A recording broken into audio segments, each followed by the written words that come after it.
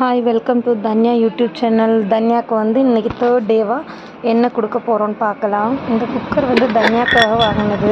நான் கன்சீவாக இருக்கும் போதே அம்மா வந்து குழந்த பிறந்தா குழந்தைக்கு இதில் சமைக்கலான்னு எடுத்து கொடுத்தாங்க.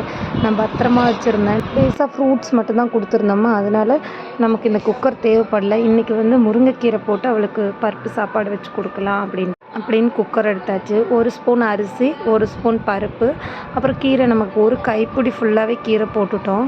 கீரை, 2 பூண்டு, அந்த பக்கத்தில் இருக்க பார்த்திங்களா, அது வந்து பால் காயமும் அப்புறம் இந்து உப்பு தான் போட்டோம் பாப்பாவுக்கு. இந்து உப்பு, சீரகம், மஞ்சத்தூள் இது போட்டு தான் பாப்பாவுக்கு. ஏன்னா முருங்கீரை நல்ல சத்து இருக்குது. பால் காயம் வந்து வயிறு வலிக்காமல் இருக்கும், நல்லது குழந்தைங்களுக்கு. நான் பாப்பாவுக்கு கொடுக்குற எல்லா இதுலேயுமே பால் காயம் போட்டு தான் கொடுக்குறோம். பூண்டும் போடுவோம். நார்மலாக அவளுக்கு ஏத்தக்காய் கூழ் கொடுக்குறதுல 1 பூண்டு கண்டிப்பாக போட்டுருவோம். சீரகமும் கொஞ்சம் நிறையாவே எடுத்துக்கிட்டோம். மஞ்சத்தூளும் லைட்டாக மஞ்சத்தூள் போட்டால் போதும், நிறைய மஞ்சத்தூள்லாம் போட வேண்டாம்.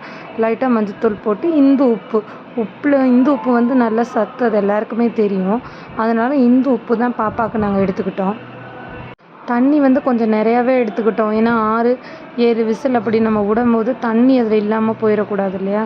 தண்ணி வந்து கொஞ்சம் நிறையாவே எடுத்துக்கிட்டோம் அந்த அரிசி பருப்பு இதுக்கு.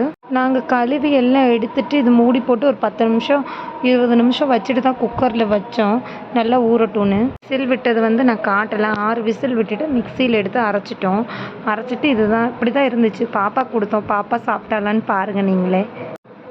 எல்லாமே நம்ம குழந்தைங்க எடுத்த உடனே சாப்பிட்ணுன்னு நினைக்கக்கூடாது. ஒரு 2 ஸ்பூன் சாப்பிட்டாலுமே அதை நம்ம சந்தோஷமாக தான் எடுத்துக்கணும். ஏன்னா அவங்க இது தான் ஃபஸ்ட் டைமாக சாப்பிட்றாங்க இல்லையா. இந்த 3 டேஸாக நான் கொடுக்குறது பாப்பா சாப்பிட்றதே எனக்கு ஹாப்பி தான். ஏன்னா புது ஃபுட்டு இல்லையா, அவள் அதை எடுத்துக்கிறதே பெரிய விஷயம். புதுசாக நம்ம திடீர்னு ஒன்று கொடுத்தோன்னே அவள் சாப்பிட்டா, ஓரளவு சாப்பிட்டா. அதுக்கப்புறம் சாப்பிடல. அந்த ஃபஸ்ட்டு நாள் வாழைப்பழம் சாப்பிட்ட அளவுக்குலாம் சாப்பிடல. நீங்களும் உங்கள் குழந்தைக்கு ஹெல்த்தியான பொருளை கொடுங்க. தேங்க்யூ. எல்லோரும் சப்ஸ்கிரைப் பண்ணிடுங்க.